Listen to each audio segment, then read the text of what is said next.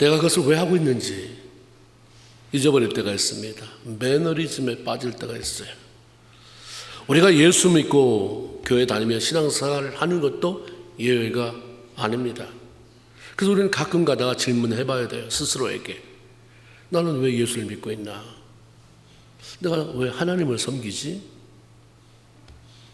나는 왜 매일 주일에 교회 나가서 예배 드리나?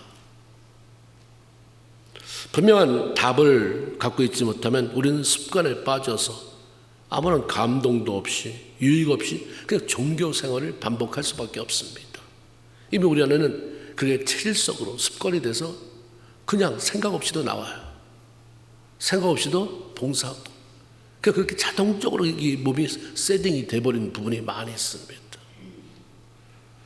어떤 사람은 믿는 집안에 태어나서 선택의 여지 없이 예수를 믿고 교회 다니는 경우가 있습니다. 교회를 그냥 정신없이 따라가다 보니까 어느 날 신앙의 회의가 생겨서 내가 왜 이러고 있나?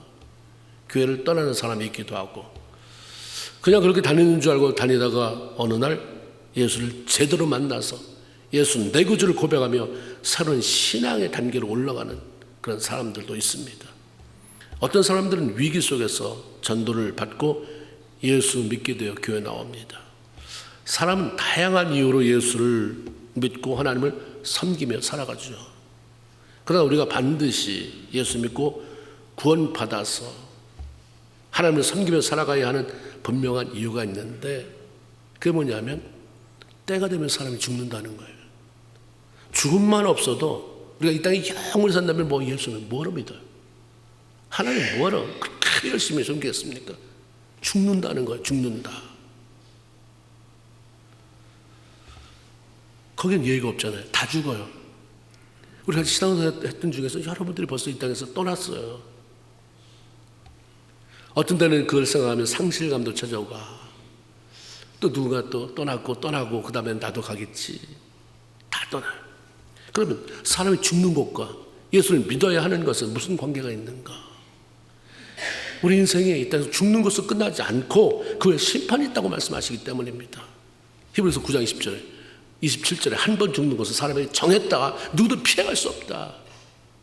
한 번 죽는 것은 사람에게 정하신 것이 그 외에는 심판이 있다. 심판을 통해서 어디에서 영원한 삶을 살 것인가가 결정되는데 예수 믿고 구원받아서 하나님을 섬기며 살다 간 사람에게는 천국에서의 영원한 삶이 펼쳐질 것이고 자기 마음대로 예수를 무시하고 하나님 없이 살다 간 사람들은 지옥에서 영원한 삶을 살게 된다. 이렇게 말씀하시니까 우리가 하나님을 선택하지 않을 수가 없는 거죠. 성경은 지옥이 얼마나 고통스러운 곳인지 천국의 삶이 얼마나 아름답고 영광스럽고 황홀한 것인지 우리가 다 알려주시잖아요. 죽음 이후에 어디에서 영원한 삶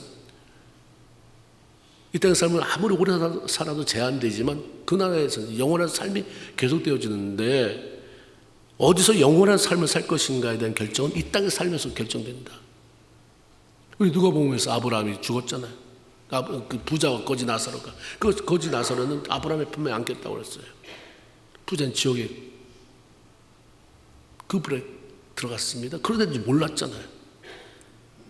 나 좀 한번 다시 살려달라. 밖에 나가서 내가 이런 때가 있다고 얘기하겠다. 근데 too late.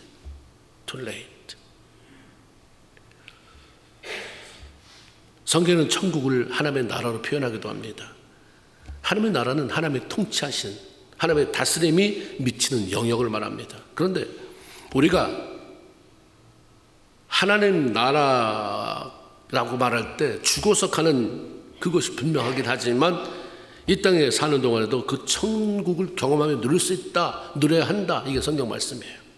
누가복음 17장 21절에 하나님 나라는 또 여기 있다 저기 있다 할 것이 아니라 하나님의 나라는 너희 안에 있다 라고 말씀합니다. 죽어서 가는 천국 그리고 이 땅에 누리는 천국이 있다라고 하는 거죠. 두 가지 양면성이 있다. 악과 불의 죄가 만연하고 걱정이나 근심 걱정, 재정 관계 등 힘들고 어려운 그런 일들이 산재되어 있는 이 땅에 살아가고 있지만 성도들은 이 땅에서 그 천국의 삶을 살아내야 된다. 그래서 내 마음대로가 아니라 말씀을 통해서 하나님의 통치를 받으며 살 때 가능한 일이다 라고 말씀합니다. 성도들이 힘들고 어려울 때마다 예수 믿음에도 불구하고 너무 힘들어 죽겠네, 빨리 죽었으면 좋겠다, 왜 하나님 나라 안 들어가시나, 빨리 천국 갔으면 좋겠다 라고 말하는 경우를 듣습니다. 잘못된 거예요. 천국은 이 땅의 삶에 지쳐서 도망치는 도피처가 아닙니다. 영원한 나라 천국은 이 땅에서 마음에 하나님의 나라를 경험하면서 살아가고 있는 성도들이 때가 되어 하나님이 부르면 이사가는 것이에요. 이 땅에서 막 살았는데 천국 들어간다, 나는 예수 믿고 구원받았어요, 그 누구 마음대로 그럼 들어가는 것이지만 이게 사과나무다, 어떻게 증명할까요? 사과 열매가 열려야 될 거 아니에요. 나 천국 간다, 그렇지. 근데 주님이 천국 가봐야 한다가 아니라 안 가봐도 이 땅에서 네가 천국의 삶을 누리고 있는지 보면 안다. 근데 이 땅에서는 제 마음대로 살면서 빨리 어디가 숨어들고 싶어서 나 죽었으면 좋겠다, 천국 가고 싶다, 그게 아니다라고 하는 거죠. 이 땅에서 하나님의 나라를 잘 살다가 하나님 부르실 때 가는 곳, 그 주를 만나는 곳, 누리는 곳, 그 아름다운 것이 천국이다. 이 땅에서 누리는 하나님의 나라는 어떤 것인가? 로마서 14장 17절 하나님의 나라는, 아까 우리가 외웠잖아요. 다 같이 시작. 하나님의 나라는 먹는 것과 마시는 것이 아니라 오직 성령 안에서 의와 평강과 희락이다. 천재십니다. 다 외우셨어요, 금방. 천재를 뽐낼 수 있도록 한 번 더 기회 드리겠습니다. 다 같이 시작. 먹는 것과 마시는 것이 아니요 오직 성령 안에서 의, 평강, 희락이다. 로마서 14장 17절 말씀. 첫째, 여기서 말하는 하나님의 나라는 죽음 후에, 죽고 나서 들어가는 그 천국이 아니라 이 땅에서 누려야 할 하나님의 나라에 대한 얘기입니다. 이 땅에서 마음의 천국을 맛보며 사는 사람들의 삶 가운데, 그 성들의 삶 가운데는 세 가지의 모습이 나타난다. 사도 바울이 얘기해 주죠. 이 땅에 내가 하나님 나라를 살아가고 있는지 어떻게 하냐, 이 세 가지가 그 안에 나타나야 된다. 하나는 뭐예요? 의로운 삶을 살아간다. 의로운 삶. 그럼 벌써 우리는 난 틀렸다. 그럼 내가 예수 믿는 건 뭐야? 나는 의롭지 못한데. 성경 로마서 3장 10절 의인은 험난이 하나도 없으며 라고 말씀합니다. 성경이 이렇게 단정적으로 얘기하는데 우리가 어떻게 의로운 삶을 살아갈 수 있을까? 어떻게 이 땅에서 하나님의 나라를 누리며 살 수 있을까? 하나님을 모르고 살아가는 사람들은 겁없이, 나는 의롭고 법 없이도 사는 사람이야, 나 억울하게 하지 마, 나한테 누명 세우지 마, 나 착한 사람이야 라고 말하는 사람도 종종 있습니다. 그러나 하나님을 섬기는 성도로서 하나님 앞에서 나는 의롭다고 말하며 살아갈 수 있는 사람은 하나도 없어요. 우리는 죄로 인해서 이 땅에서 의롭게 살아가기는 진작에 틀렸고, 처음부터 하나님 나라를 경험하며 살기에는 불가능한 사람입니다. 그런데 우리가 소망이 있는 한 가지가 뭐냐면, 우리가 예수 믿을 때 예수 그리스도의 의가 우리에게 전가되어서 그 예수로 말미암아 의롭다함을 얻게 된다는 사실입니다. 그래서 로마서 4장 25절에 예수는 우리가 범죄한 것 때문에 내어주고 우리를 의롭다 하시기 위하여 살아나셨다. 의롭지 않지만 예수 그리스도를 믿음으로 말미암아 하나님이 우리를 의롭다고 인정해 주시고 그렇게 불러주시는 거예요. 의롭다함을 얻었다. 너 의로운 게 하나님이 그렇게 인정해 주는 거예요. 내 안에 예수가 있기 때문에, 예수의 피로 내 더러운 게 가려졌기 때문에 내 눈에는 그 피를 보니 네가 의롭게 보인다. 믿음으로 의롭다함을 얻은 사람들은 죄를 짓지 않고 의로운 삶을 살아간다는 것이 아니라 나의 의가 되신 주님과 친밀하게 지내는 거죠. 주님이 내 의, 그분 때문에 내가 의로워졌으니까 그분 떠나면 난 아무것도 아니니까 그걸 꼭 잡고 주님과 친밀하게, 주님과 동행하는 삶을 살아가는 그런 삶을 살아간다고 하는 것입니다.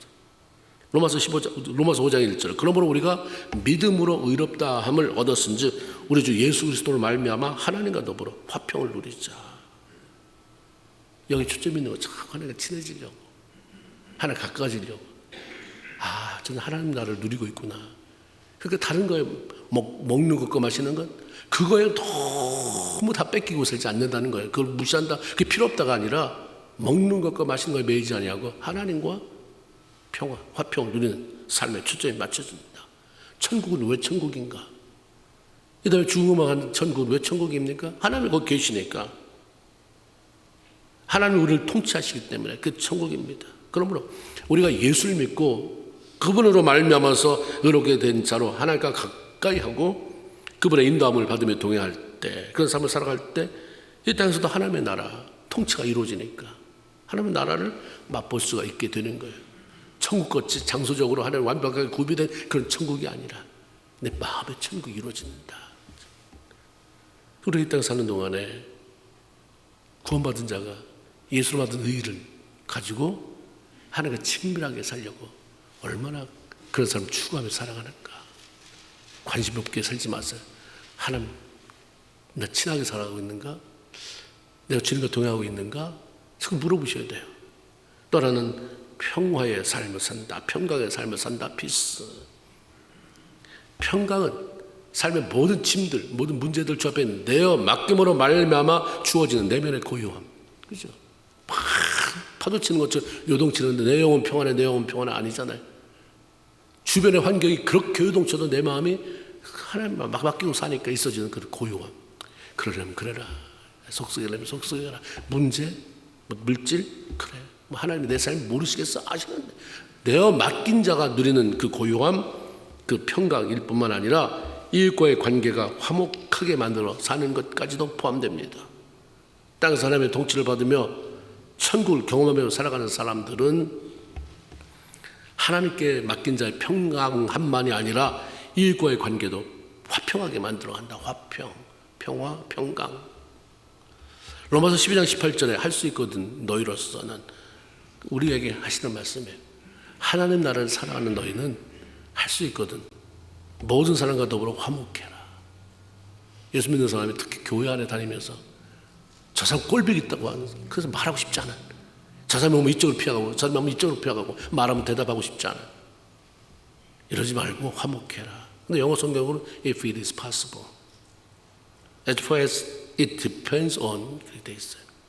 사람들과 화목하게 지내는 것은 저절로 되는 게 아니라 내가 너에게 달려있다. 하나님이 아무리 힘을 주셔도 내가 그에 반응하지 않으면 그 일이 안 일어납니다.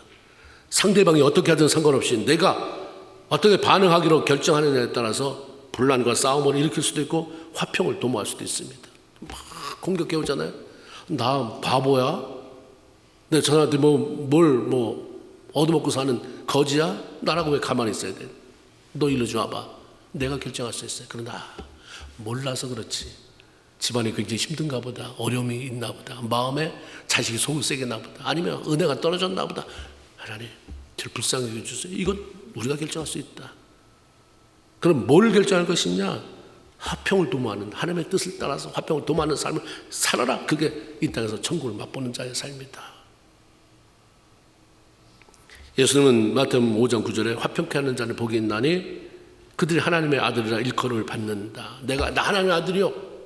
구원받으면 하나님의 자녀잖아요. 근데 화평케 하면 사람들이 너 예수 믿는 사람 같다. 정말 하나님의 자녀가 틀림없네.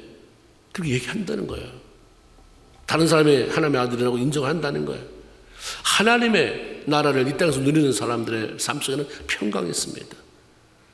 내 마음의 평강을 유지하고 하나님 나라를 누리기 위해서 하나님께 다 염려 다 맡기고, 그리고 사람들과의 관계 속에서 용서하고 수용하고 그리고 사랑하고. 왜? 그 사람이 이뻐서가 아니에요. 내가 평강을 누려야 되니까. 나한테 그 평강, 내 마음을 요동치게 만드는 걸 왜 분노를 다 끌어안고 하나님 나라에서 멀어지게 만드냐. 그래, 하나님 나라에 살아야 되니까 그래, 참자, 맞자. 오른밥 치는 자가 왼뼘을 돌려야 되는 게 왜? 너 예수 믿고 얼마나 대단한지 너 과시하라고 그러는 게 아니라 그렇게 해서 이 안에 평안을 잊어버리지 말아라. 하나님 나라를 누려라고 하는 예수님 말씀인 거죠. 그래서 우리가 그렇게 살아야 돼요. 바보가 아니에요. 손해봐도 바보 아닙니다. 맞고 오른밥 맞고 왼밥 돌려야 돼도 바보 아니에요. 아주 악착같이 이기려고 들지 마세요. 내가 가만 안 둔다. 이런 말이 우리 예수 믿는 사람의 마음 입에서 나올 말이 아닌 거예요. 내 기도할게. 대놓고 말할 수 없으면 속에서 그래 기도해야지. 내 영혼아 더 기도해라, 더 기도해라. 하늘을 지금 달아보고 계십니다. 이거 놓치지 말자. 그러면서 우리가 이 안에서 막 내면서 굴러가잖아요. 막 뭐가 굴러가요.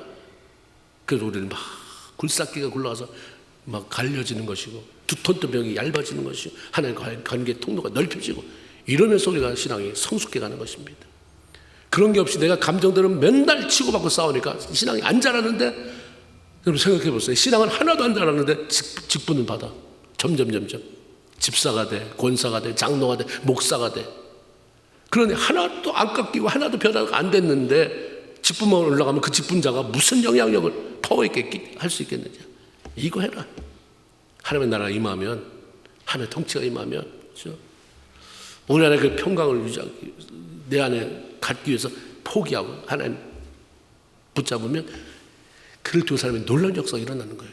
그걸 보여라. 그래서 저는 희락입니다. 여기 조의, 기쁨의 삶이 있어요. 그 안에 우리는 스스로 돌아보면서 내가 예수 믿음으로 말미암은 기쁨이 있나? 내가 언제 제일 기뻐하나? 내가 예수 믿는다는 거. 근데 어떻게 구원받아, 나 같은 게 어떻게 구원받아 하나님의 백성 됐을까? 어떻게 나 같은 게 천국의 소망을 가지고 살아갈 수 있을까? 이것 때문에 기쁨이 있는, 벅찬 기쁨이 찾아오는지 그걸 맛보기나 했나? 아니면 예상치 못한 돈이 들어왔네? 애가 예상치 못했는데 뭐가 잘 됐네? 전혀 기대도 안 하는데 이런 게 생겼네? 그럴 때 기쁨이 가장 큽니까? 어떤 것입니까? 우리 여기서 말하는 기쁨, 희락은 자신의 환경과 상황에 상관없이 예수님이 나의 구원자가 되시고 하나님 나의 아버지가 된다는 사실로 인한 기쁨입니다. 예수 믿는 사람의 품격이 있죠. 이 정도 가지고는 기뻐해야지. 맨날 이 땅에 붙어있는 것 가지고 기뻤다, 슬펐다, 엎어졌다, 자쳐졌다. 뭐가 다른 게 있나? 하나님의 나라, 이 땅 사람의 나라를 누리는 그런 사람은 정말 이런 품위가 있다, 멋있음이 있다, 기쁨만 있고 살아간다. 그러면 왜 우리가 이렇게 살지 못하는 거예요? 성경에 말하고 있고 이렇게 살아야 된다? 여러분 중에서 반론할 사람 없을 거예요.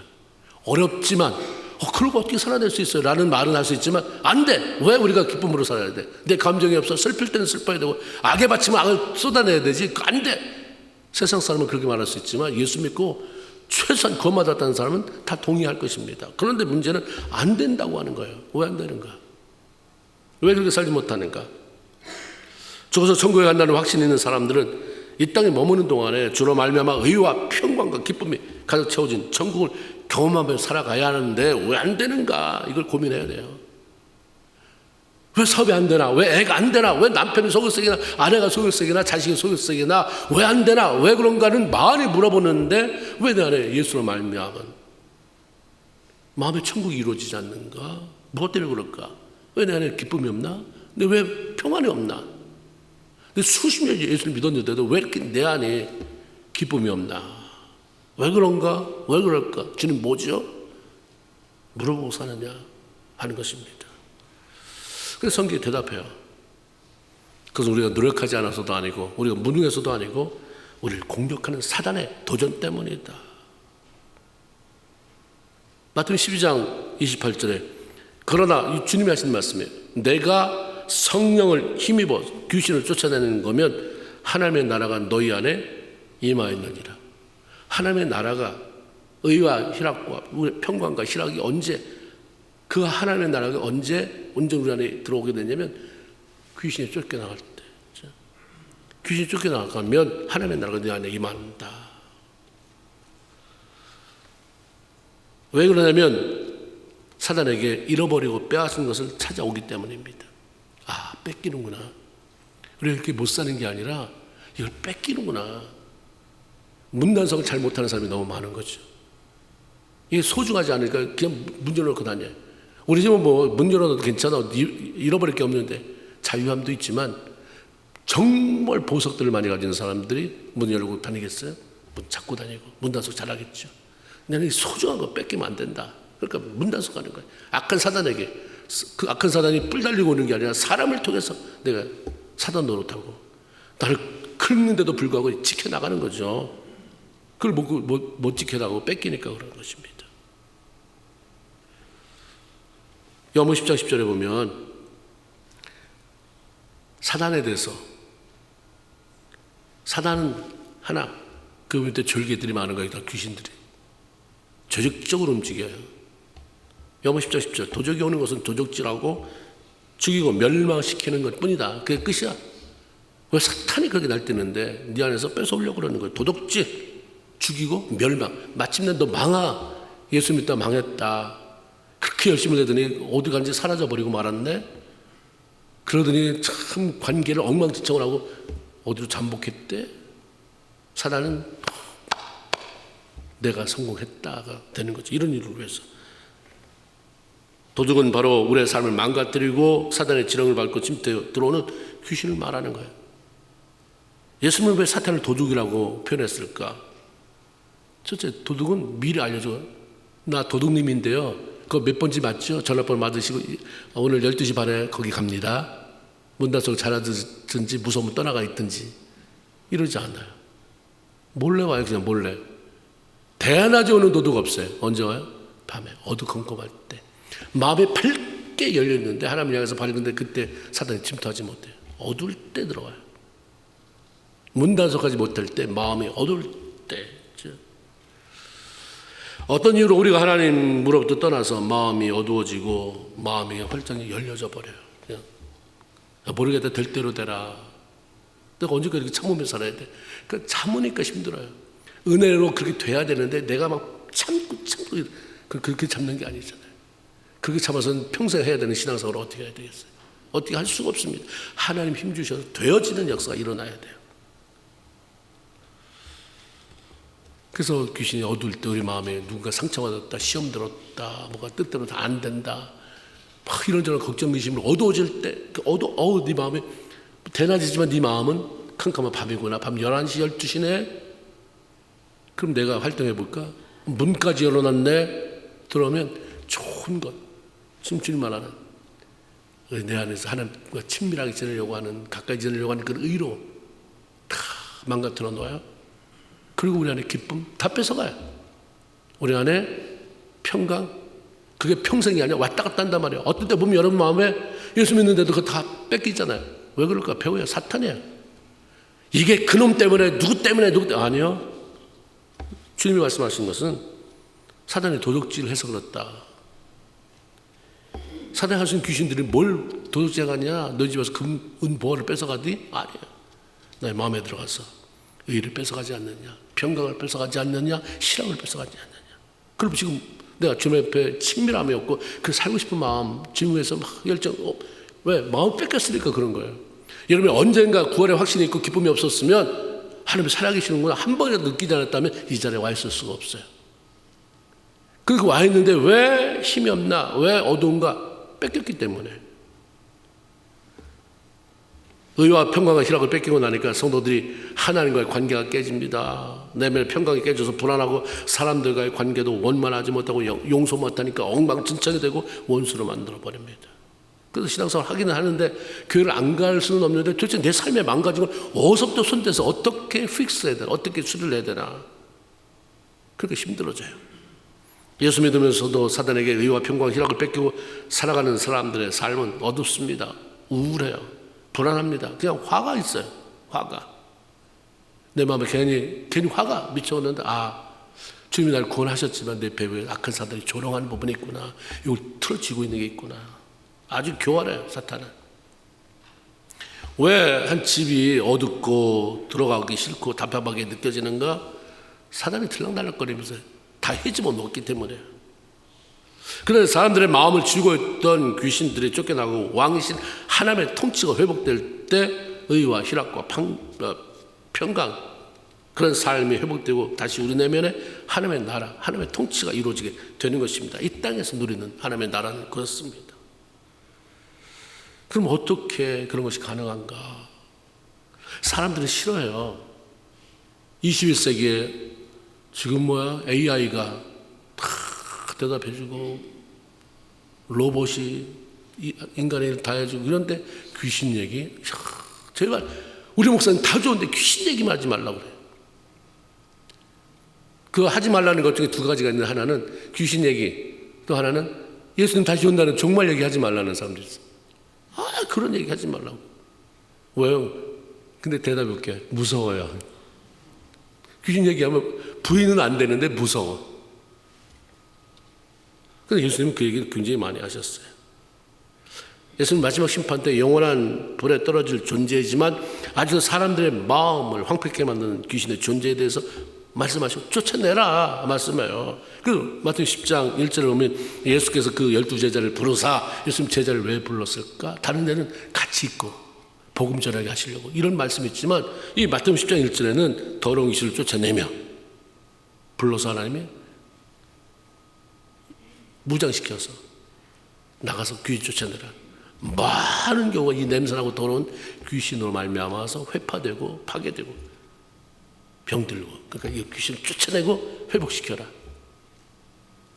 그래서 그 귀신을 쫓아내며 병과 모든 약한 것을 고치는 권능을 주셨다 이렇게 말씀합니다. 우리 거기 관심이 없으니까 좋죠. 사단도 편해요. 나 괴롭히지 마. 막 대단하게 내가 뭘 안 하고 무슨 일 있으면 그때 내가 좀 작업 좀 할 테니까 평소에 내가 널 건드리되 너 그냥 살잖아. 예수 믿으면서 찬송도 잘하고 오늘 은혜도 받고 나 가만히 있을게. 근데 누가 나를 건드리면 그때 이제 너 왜 참아? 이제 그때부터 나타나는 거야. 증상이. 가족의 하나를 딱 잡으면 그게 다. 귀신 나갈 때 전연 때문에 망했다. 왜? 저걸 잡아서 저 집안을 다 쑥대밭을 만들었는데 들켰다. 이렇게 말해요. 이게 굉장히 파괴력이 있어요. 조용히 안 들키게 조용히 왔다가 슬그머니.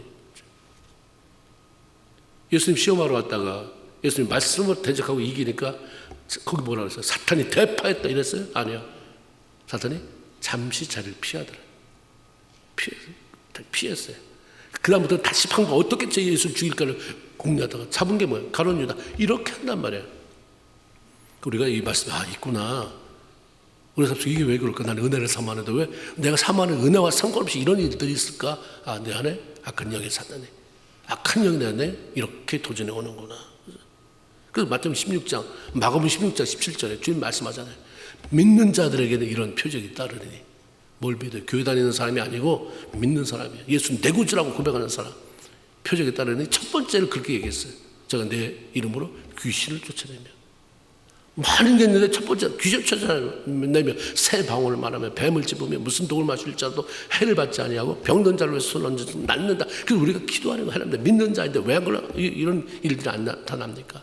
하나님의 성경에 말씀한 것은 반드시 되라고 준 것이니 그렇게 되게 만들지 못하는 우리의 무능함을 용서하시고 하나님 그렇게 이룰 수 있도록 힘주세요.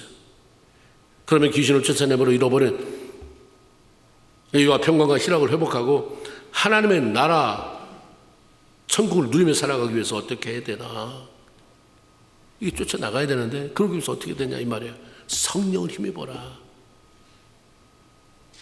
17절에 보니까 하나님의 나라를 먹는 것과 마시는 것이 아니요 오직 성령 안에서 의와 희락과 평강이다. 의와 평강과 희락이다. 성령을 통해서 이게 회복되는구나. 이게 회복된다는 것은 하나님의 나라가 회복되는 건데 사탄이 쫓겨나가면 그 임한다. 주님이 말씀하셨으니까 그렇다. 이 말씀을 전하는 사람은 사도 바울이에요. 하나님의 나라를 말을 잊지 않다. 능력이 있다. 이 말씀도. 사도 바울은 항상 기뻐하라, 쉬지 말고 기도하라, 범사에 감사하라. 이는 그리스도 안에서 너희를 향한 하나님의 뜻이다. 이 말씀도 사도 바울이 말씀하신 내용입니다. 그분이 이렇게 사셨어요. 내가 살아보니까 가능하다. 너도 그렇게 살아라. 말씀하시죠. 그럼 우리가 성경을 읽어본 분 알잖아요. 사도행전만 읽어봐도 그분이 이런 말을 할 수 있는 사람이 아니에요. 그 삶의 여정을 살펴보면 이런 사람이 어떻게 우리에게 기뻐하라고 말할 수 있을까? 그럴 사람이 아니에요. 예수를 만나서 변화된 이후에 그는 너무나도 힘들고 어렵고 죽음을 몇 번의 죽음의 위기를 벗어나오고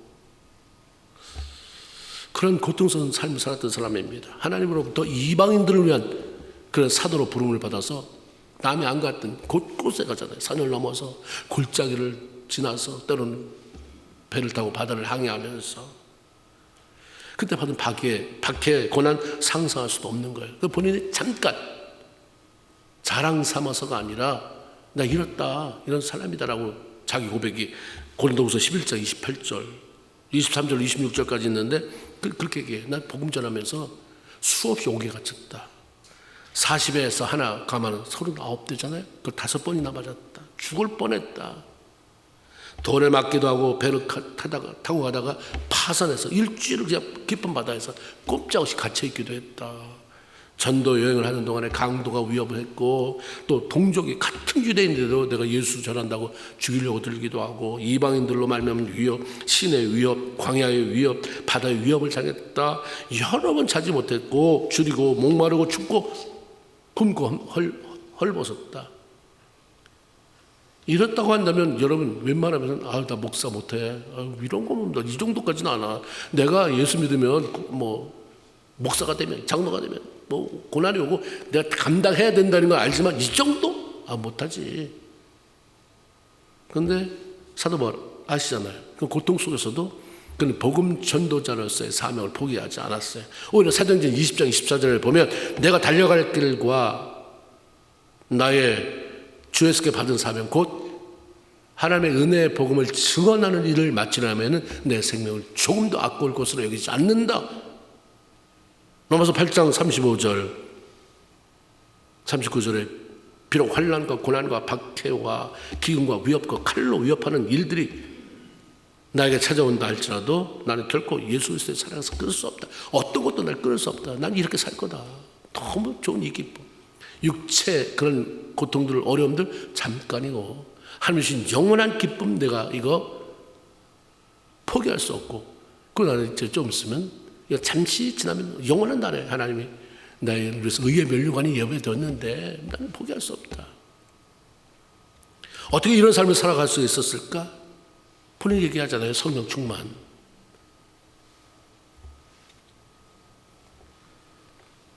전생을 성령 안에서 살다가 순교한 사도 바울이 에베소 5장 18절에 이렇게 얘기해요. 술 취하지 말아라. 이는 방탕한 것이니 성령의 충만함을 받아라. 술 취한다. 난 술 안 먹으니까 아니라 세상에 취하지 말아라. 너무 그렇게 네가 예수 믿는지 안 믿는지, 교회 와서 예배 드릴 때는 예수 믿는 거 분명한데 나가서 사는 거 보면 취해 사는, 세상 취해 사는, 술 취한 것처럼 살아가는 그 방탕한 것이다. 오직 성령 충만을 받아라 강력하게 권하고 있는 것입니다. 성령 충만한 삶이 이 땅에서 하나님, 사단의 권세를 쫓아내고 하나님 나라를 경험하는 비결이고 찾아오는 비결이고 승리의 삶을 살아가는 비결이 되기 때문입니다. 성령 충만함. 방법이 뭐냐? 방법 없어요. 그래서 사올 수도 없고 누가 꿔달라고 그러고, 권사님은 성령 충만하시네, 장로님은 성령 충만하시네, 다 조금만 주세요. 이렇게 되는 것도 아니고, 아버지 엄마 맨날 교회 가서 기도하는데 성령 충만 받았을 거 아니에요? 나 조금 덜어줘요. 그래서 받는 것도 아니에요. 누가복음 11장 13절 너희가 악할지라도 자식에게 좋은 것으로 줄 알거든 하물며 너희 천부 하늘에 계신 아버지께서 구하는 자에게 성령 주시지 않겠느냐. 구해라. 그렇게 기도해라. 기도해서 성령 충만함을 받고 성령 충만함으로 네 삶을 다시 회복해서 이 땅에 사는 동안에 마지막 때 사는, 어떻게 하나님을 믿는 사람이 예수 믿고 구원받아서 이 다음에 천국 간다고 하는 확실히 있다고 하는 사람이 삶을 그렇게 살아가냐. 이 땅에서 그렇게 살지 말아라. 이 땅에서도 천국에 사는 것처럼 기쁘게 살아라. 평강 속에 살아라. 하나님과 친밀하게. 다른 거 다 너 포기해도 이거 뺏길 수 없다. 너 가지려면 다 가져가. 다 네가 이겼어. 때려. 욕하고 싶으면 다 해. 나는 이거 지킬 것이다. 언젠가는 그러면 그 사람이 그 앞에 무릎 꿇게 되겠죠. 하나님은 그렇게 하고 그냥 일을 끝맺히진 않아요. 윈윈하게 만드니까. 성령 충만한 가운데서 우리를 도전해오는 마귀 권세가 싸워 이기고 잃어버린 의, 평강, 희락이라고 하는 하나님 나라를 회복시켜야 합니다. 그렇게 함으로 말미암아 정말 이 다음에 죽어서 가는 천국이 아닌 그때는 그때 맛보게 된 것이고, 이 땅에서 하나님 나라를, 정말 아름다운 하나님 나라, 그 누가 봐도 참 멋지다. 예수 믿는 사람은 저렇게 믿어야 되는 건다. 어떻게 저렇게 품위가 있고 어떻게 그렇게 고급스러운 인생을 살아가냐. 내가 봐도 가진 거 별로 없는데, 내가 봐도 별 배운 거 없는데, 내가 들었어도 참 대단한 배경이 없는 것 같은데 참 고생하다. 참 멋있다. 품위가 있다.